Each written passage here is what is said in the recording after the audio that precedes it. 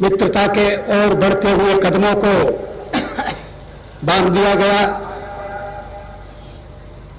ऐसा लगा कि जैसे विश्वासघात किया गया है।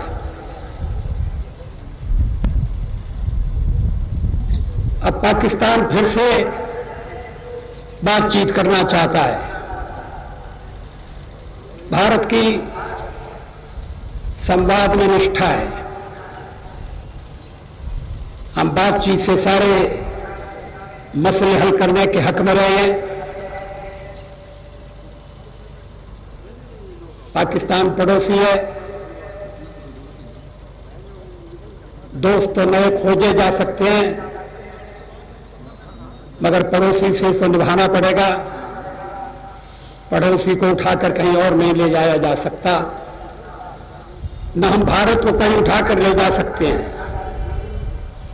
रास्ता एक ही है कि हम साथ साथ रहें, मित्रता से रहें, दोनों देश मिलकर आतंकवाद से लड़ें, दोनों देश मिलकर गरीबी, बेरोजगारी, बीमारी के खिलाफ आवाज उठाएं।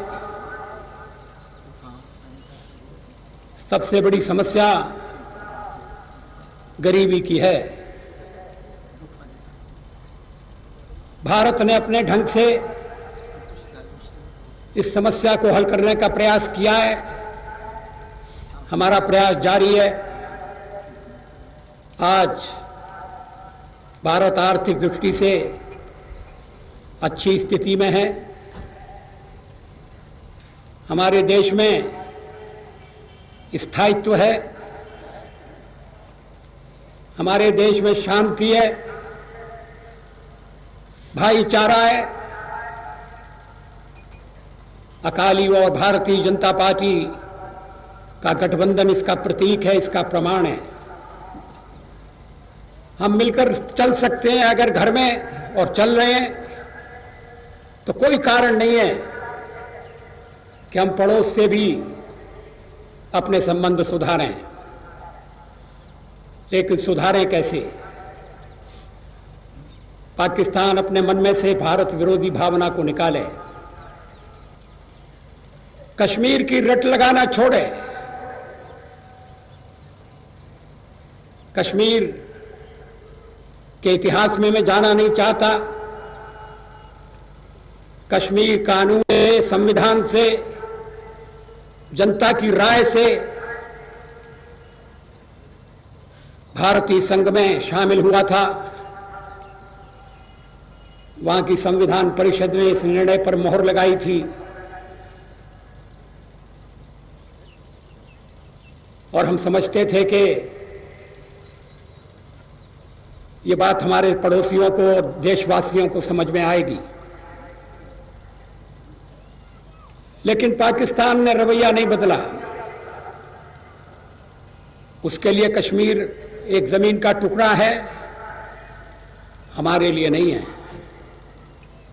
हमारे लिए कश्मीर हमारी मातृभूमि का हिस्सा है, हमारे जीवन का अंग है, और यह हिस्सा अटूट है। इसके अलग होने का सवाल ही पैदा नहीं होता।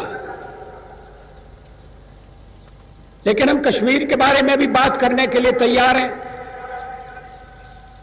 जब जनरल मुशर्रफ दिल्ली आए थे और दिल्ली के बाद हमारी आगरा में बैठकें हुई,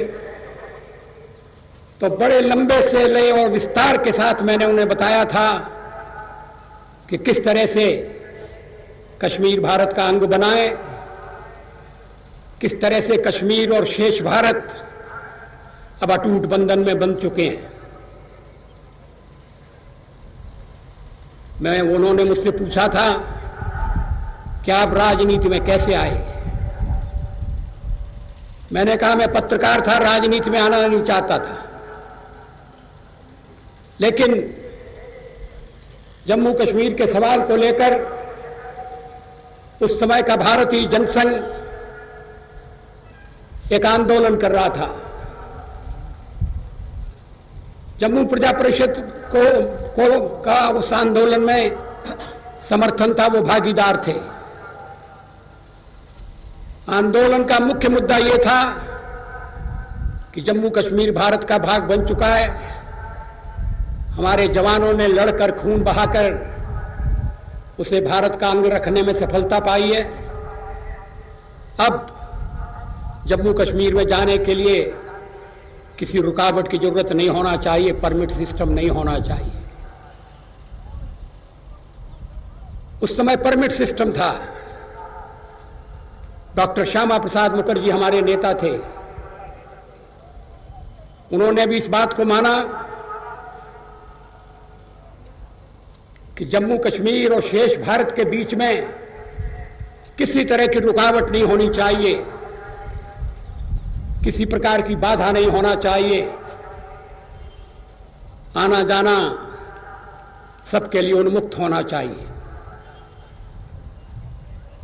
उन्होंने एक आंदोलन आरंभ किया, प्रजा परिषद उसमें शामिल थी। फिर उन्होंने स्वयं फैसला किया, डॉक्टर मुखर्जी ने, कि मैं परमिट सिस्टम तोड़कर जम्मू कश्मीर में जाऊंगा। यह स्वाभाविक और अप्राकृतिक बाधा नहीं रहने दूंगा। जब हम एक हैं तो आने जाने में रुकावट क्यों? मैं पत्रकार के नाते डॉक्टर मुखर्जी के साथ गया था।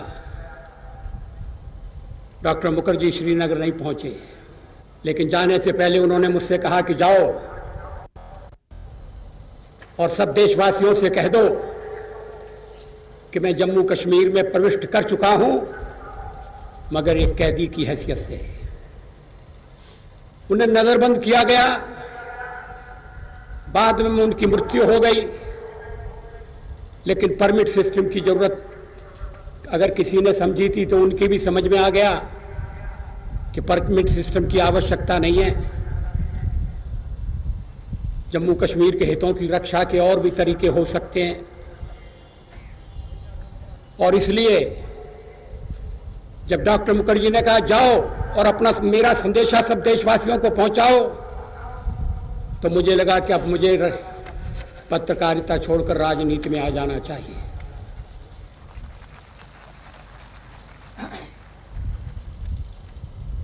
फिर मैंने जनरल मुशर्रफ को बताया कि किस तरह से डॉक्टर मुखर्जी का देहांत हुआ,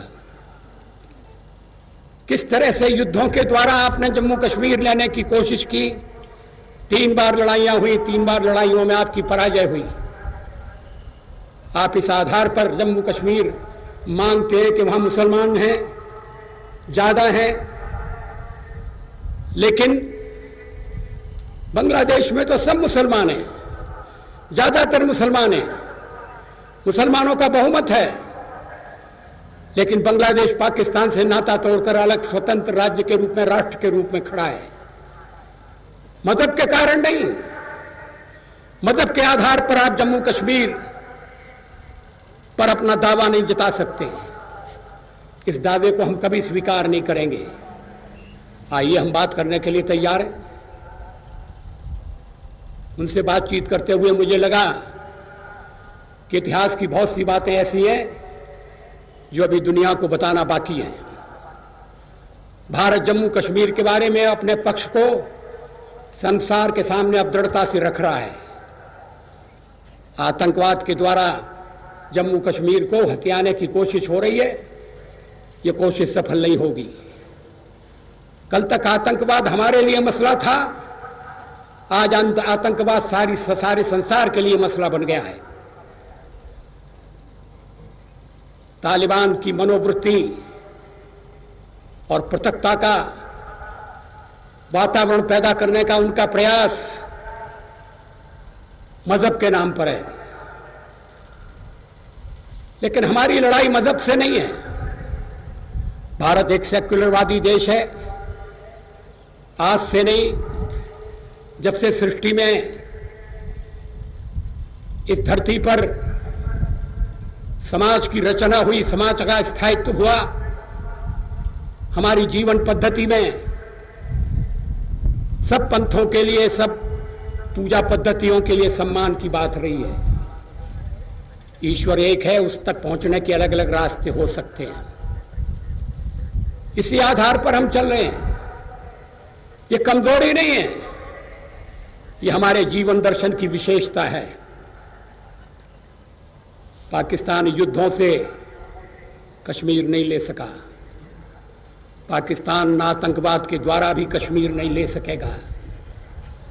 हम बातचीत के लिए तैयार हैं, मगर आतंकवादी गतिविधियां बंद होना चाहिए। आपने देखा, मैं स्वयं यहां से लाहौर गया था, उसके बाद भी हमने निमंत्रण दिया जनरल मुशर्रफ को वार्ता करने के लिए। आगरा में हमारी बैठक हुई, मगर हमारे पड़ोसी एक ही रट लगाते थे, कश्मीर कश्मीर कश्मीर। उनको बहुत कहा कि आप कश्मीर के मसले को इस तरह से मत उठाइए, आइए हम और बातें करें, दोनों देशों में व्यापार बढ़े, सांस्कृतिक संबंध बढ़े, हम एक दूसरे की मदद करें, शांति से रहना सीखें और अपने अपने साधनों को अपनी अपनी जनता के विकास पर लगाएं। अभी भी जब कश्मीर पर बात करो, मुझे बातचीत करने का निमंत्रण मिले या न मिले, तो ये कहा गया कि आप आगरा से बात करिए। जहां बातचीत आगरा में खत्म हुई, हम वहां से बात करने को तैयार हैं, आप आइए। हमने कहा आगरा क्यों, लाहौर तक चलो। लाहौर क्यों, शिमला तक चलो। इन संधियों से, इन समझौतों से आप बंधे हैं या नहीं बंधे हैं? आपकी पुरानी सरकारों ने जो समझौते किए वो आप पर लागू होते हैं या नहीं होते? क्या समझौते पाकिस्तान में व्यक्तिगत रूप से होते हैं? हमारे देश में तो ऐसा नहीं है। हमारे देश में एक सरकार अगर समझौते करती है तो उसकी जगह आने वाली सरकार उस समझौते का ईमानदारी से पालन करती है, अपने वचन को हम निभाते हैं। लेकिन वो आगरा से बात शुरू करना चाहते हैं। आतंकवादी गतिविधियां कायम हैं, बढ़ गई हैं, सीमा पर शांति नहीं है, घुसपैठ में भी वृद्धि हुई है। बातचीत केवल बातचीत के लिए नहीं होना चाहिए, किसी परिणाम पर पहुंचने के लिए बातचीत होना चाहिए, और ऐसा परिणाम निकलेगा। आज के वातावरण में इसकी कोई संभावना नहीं दिखाई देती। इसलिए मैंने मिलने से इनकार किया है। ये मिलने से इनकार, ये कोई शत्रुता की भावना से नहीं किया गया है। जो दुनिया के देश और उनके नेता भारत आते हैं और कहते हैं कि आपको मिलना चाहिए, उनके सामने जब हम सारे तथ्य रखते हैं तो वो मान जाते हैं कि मिलने के लिए क्रॉस बॉर्डर टेररिज्म का रुकना जरूरी है। हम उनसे कहते हैं कि आप पाकिस्तान पर दबाव डालिए।